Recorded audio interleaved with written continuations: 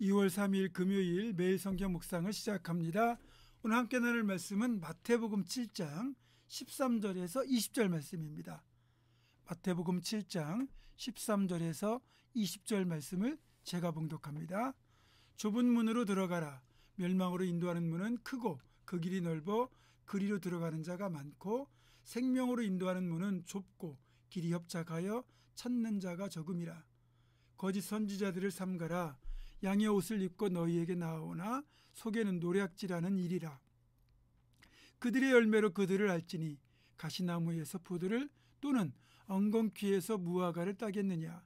이와 같이 좋은 나무마다 아름다운 열매를 맺고 못된 나무가 나쁜 열매를 맺나니 좋은 나무가 나쁜 열매를 맺을 수 없고 못된 나무가 아름다운 열매를 맺을 수 없느니라. 아름다운 열매를 맺지 아니하는 나무마다 찍혀 불에 던져지느니라. 이러므로 그들의 열매로 그들을 알리라. 아멘. 오늘 본문 13절과 14절에는 좁은 문으로 들어가고 좁은 길로 행하라는 명령이 나옵니다. 좁은 문, 좁은 길. 듣기만 해도 뭔가 답답해 보이고 마음에 들지 않습니다. 이왕이면 넓은 문, 넓은 길이 더 좋지 않겠습니까? 그런데 왜 좁은 문, 좁은 길로 가라고 했을까요? 이 좁고 험한 길로 왜 가라고 했을까요? 사실 이 길이 구원으로 이어지는 유일한 길이기 때문입니다. 그리고 좁고 험하다는 것은 사실 길 자체에 좁고 험한 것, 문 자체에 좁고 험한 것을 말하는 게 아니고 믿음의 길로, 구원의 길로 행하려면 그만큼 박해와 고난을 견뎌야 된다는 뜻이기도 합니다. 하지만 이 길로 가면 넓은 문, 넓은 길로 가는 것과는 그 결과가 확연하게 달라지죠. 넓은 문, 넓은 길은 결국 멸망이고요. 좁은 문, 좁은 길은 결국 구원입니다. 분명한 건 우리가 이 사망의 음침한 골짜기처럼 보이는 좁은 문, 좁은 길로 행할지라도 주님께서 임마누엘로 그런 우리와 늘 동행하시기 때문에, 그리고 그분의 막대기와 지팡이로 우리를 안전하게 지켜주실 것이기 때문에 결국 그 길을 우리는 무사히 통과할 수 있을 것이고, 그 길 끝에는 우리를 위한 천국 잔치가 예비되어 있고 영원히 주님과 함께 거하는 축복이 주어질 것입니다. 그래서 좁은 문, 좁은 길은 결국 복된 문, 복된 길입니다. 그런데 저는 이 좁은 문, 좁은 길을 고난과 박해의 또 다른 형태를 기꺼이 감당하는 신앙인의 삶의 모습에서도 발견할 수 있다고 생각합니다. 예를 들자면 이런 거예요. 주님의 나라를 위하여, 하나님 나라를 위하여 내 시간과 열정과 재정을 기꺼이 드리는 것. 그것이 세상의 기준에서 보자면 손해보는 것처럼 보일지라도 말입니다. 제가 대학을 졸업하고 직장 생활을 할 때 교회를 다니지 않는 직장 선배로부터 이런 질문을 받았습니다. 너희 기독교인들의 11조를 교회에 바친다며? 저는 당연히 네, 그렇게 대답을 했죠. 그 선배의 질문의 취지는 이것이었습니다. 이 선배의 질문은 저를 포함하여 교회 다니는 사람들을 비난하거나 저와 논쟁하려는 목적이 아니고, 소득의 11조라면 정말 적지 않은 금액인데 어떻게 이 많은 금액을 헌금으로 바칠 수 있는지 그게 궁금했던 것이고, 그렇게 11조를 포함하여 헌금 생활하는 기독교인들이 그가 볼 때는 조금은 대단하다고 느꼈던 것 같습니다. 또 지금은 주 5일 근무제가 보편화되었잖아요. 어떤 직장들은 벌써 주 4일 근무제를 도입하기도 할 정도입니다.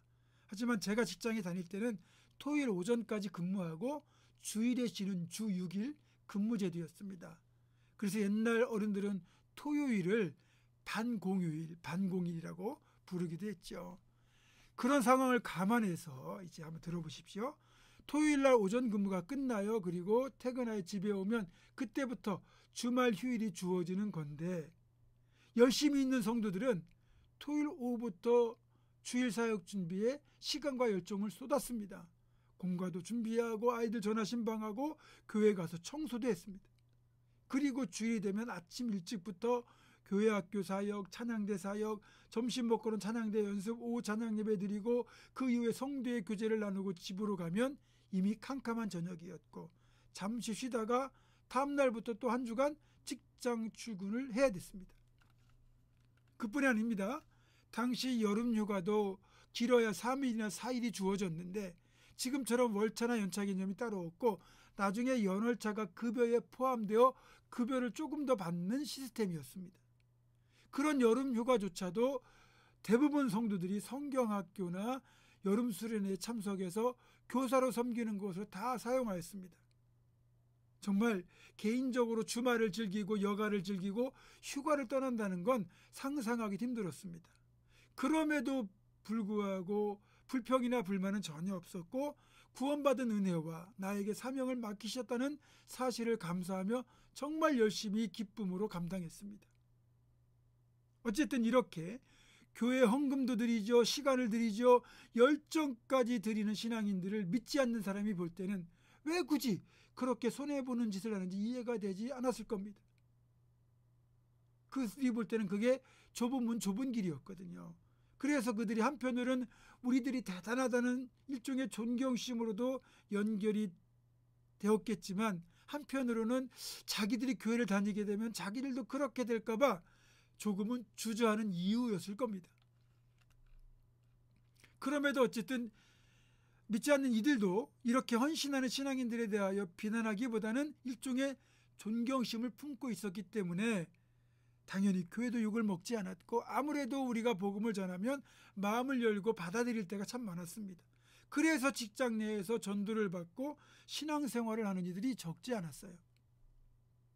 지금도 우리가 좁은 문 좁은 길로 행한다는 건 내게 주어진 책임을 성실하게 감당하면서 교회 내에서 역할도 제대로 해내는 걸 말합니다.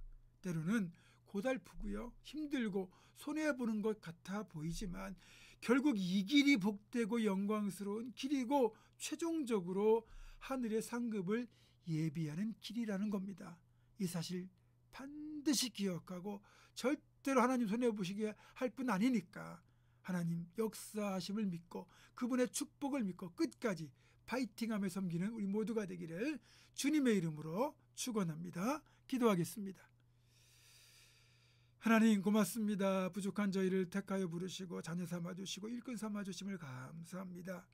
우리가 가는 이 길이 남들이 볼 때는 좁은 문 좁은 길로 행하는 것처럼 어리석게 보일지라도 이 길이 결국은 구원의 길, 축복의 길임을 우리 모두 잘 알고 있습니다. 끝까지 흔들림 없이 이 길을 묵묵히 걸어가게 도와주시고 정말 주님 나라를 위하여 이 좁은 문 좁은 길로 끝까지 행하여 때로는 고달프고 손해보는 것 같지만 하나님께서 반드시 복 주실 것을 믿고 흔들림 없이 이 길을 가는 우리 모두가 되도록 역사하여 주시옵소서.